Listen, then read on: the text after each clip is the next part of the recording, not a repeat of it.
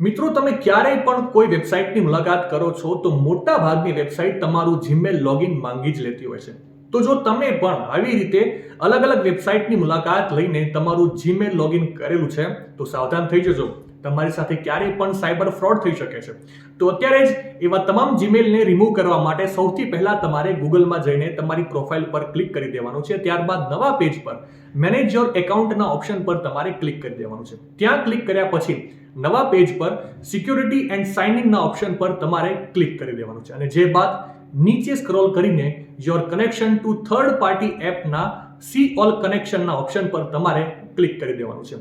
ત્યાં ક્લિક કરશો એટલે તમે જે પણ વેબસાઇટ કે એપમાં જીમેલ લોગિન કર્યું હશે તેની બધી જ ડિટેલ તમારી સામે આવી જશે અને તેમાંથી તમે જે પણ વેબસાઇટ કે એપમાંથી તમારું જીમેલ લોગિન દૂર કરવા માંગતા હો તેના પર ક્લિક કરીને ડિલીટ ઓલ કનેક્શન પર ક્લિક કરીને જીમેલ લોગિન રિમૂવ કરી શકો છો.